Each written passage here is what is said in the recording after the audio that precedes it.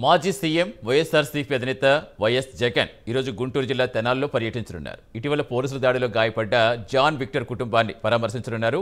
కాసేపట్లో తాడేపల్లి నివాసం నుంచి బయలుదేరి తెనాలి ఐతనగర్ చేరుకుంటారు.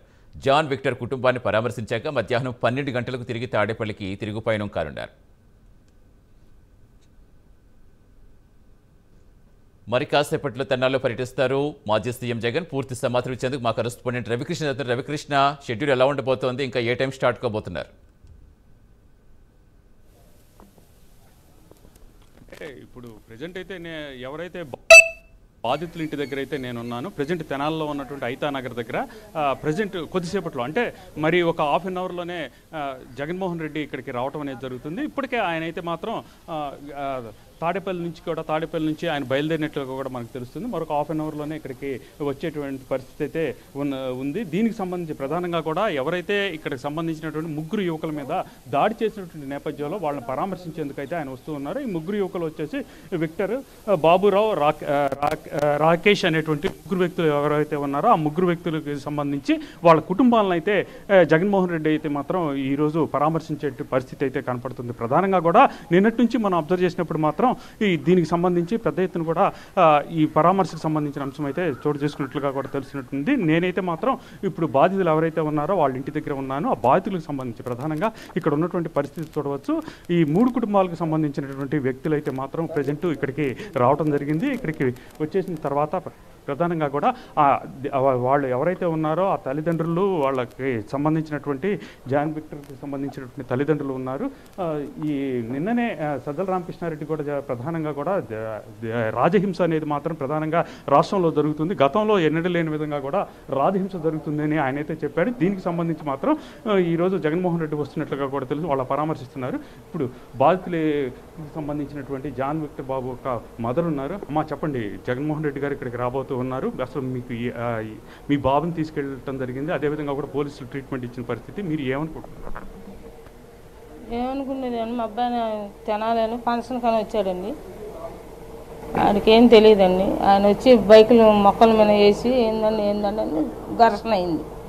ఇంకా డబ్బులు ఫోన్ లాక్కొని ఇంటికి వచ్చేసాడు. నన్ను ఇట్ట కొట్టేశారని ఇంటికాడ నుంచి నన్ను నెట్టేసి కానిస్టేబుల్ మా అబ్బాయిని తీసుకెళ్ళాడండి. ఎన్నాళ్ళ క్రితం తీసుకెళ్లారమ్మా? ఇప్పుడు ఎక్కడ ఉన్నాడు? ఇంటికాడ ఉన్నాడండి, మంగళగిరిలో. తెల్లారి వచ్చి తీసుకెళ్ళిపోయారు. కేసు ఏమన్నా నమోదు చేశారు? కేసు అదే పోలీస్ స్టేషన్ కొట్టాడని చేశారండి.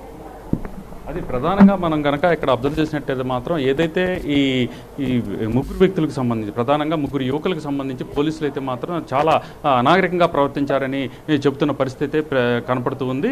ఏదైతే రాజహింస ఉందో రాజహింస మాత్రం రాష్ట్రంలో పెరిగిపోయిందని సజ్జల రామకృష్ణారెడ్డి కూడా చెప్పడం అనేది జరిగింది. ఈ నేపథ్యంలోనే జగన్మోహన్ రెడ్డి ఆయన వస్తున్నటువంటి పరిస్థితి మరికొద్దిసేపట్లో అంటే ఒక హాఫ్ అన్ అవర్లోనే ఆయన ఇక్కడికి రావడం అనేది జరుగుతుంది. ఇక్కడికి వచ్చిన తర్వాత ఇక్కడ బాధిత కుటుంబాలు ముగ్గురు యువకులకు సంబంధించినటువంటి ఈ బంధువులు ప్రజెంట్ అయితే మాత్రం తల్లిదండ్రుల బంధువులు అయితే ఇక్కడికి రావడం జరిగింది. దీనికి సంబంధించి వాళ్ళతో జగన్మోహన్ రెడ్డి అయితే మాత్రం మాట్లాడతారు. మాట్లాడిన తర్వాత మాత్రం వాళ్ళకి ఒక రకంగా ఏంటంటే మానసికంగా కూడా వాళ్ళకి ధైర్యాన్ని ఇచ్చే విధంగా కూడా ఆయన అయితే దీనికి సంబంధించి ప్రధానంగా ఆయన ఇక్కడికి రావడం అనేది జరుగుతుంది. రాష్ట్రంలో జరుగుతున్నటువంటి ఆటవిక పాలన అని పెద్ద ఎత్తున కూడా ఇప్పటికైతే మాత్రం వైసీపీ అంటున్నటువంటి నేపథ్యం అయితే కనపడుతుంది. దీనికి సంబంధించి మనం అబ్జర్వ్ చేసినట్లయితే మాత్రం గతంలో ఎన్నడూ లేని విధంగా ఒక కులానికి సంబంధించినటువంటి వాళ్ళని, ఒక వర్గానికి సంబంధించినటువంటి వ్యక్తులు ఎవరైతే ఉన్నారో వాళ్ళని టార్గెట్ చేస్తూ కూడా దాడులు చేస్తున్నటువంటి నేపథ్యంలో ఇది మాత్రం ప్రధానంగా కూడా ఒక టార్గెటెడ్గా జరుగుతున్నటువంటి రాజహింస